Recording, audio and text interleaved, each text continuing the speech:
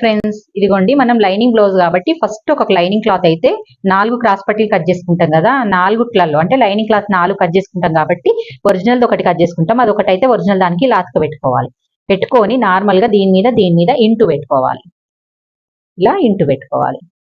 Into పెట్టుకున్న తర్వాత ఈ క్రాస్ పట్టీని తెచ్చి దీనిపైన ఇలాగ జాయింట్ చేసేయాలి. అది కూడా దానిపైన పెట్టేసుకొని ఇలా 2 అతుకు పెట్టేసుకో, కింద జాయింట్ చేసి ఈ 3 మొత్తం 3 కింద జాయింట్ చేసేయాలి.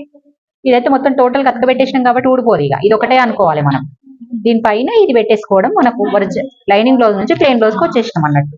ఇలాగ అతుకు పెట్టేసుకోవాలి. 2 సమానంగా చూసుకుంటూ మంచిగా కుట్టేసుకో. ఇదిగో ఇలాగా పెట్టినాం కదా, దీన్ని ఇలా తీసి ఇక్కడ అనుగుడు కుట్టేయి. అనుగుడు కుట్టేస్తే మన క్రాస్ పట్టీలు అనేవి రెడీ అయిపోతాయి అన్నట్టు. అంటే మనం అనుగుడు కుట్టు అనేది మన కుట్టు ఎటుందో అటు బేస్ ప్రకారం వేయాలి. ఓకే ఫ్రెండ్స్, మనకు వీడియో నచ్చినట్టయితే లైక్ చేయండి, షేర్ చేయండి, కామెంట్ చేయండి. బాయ్.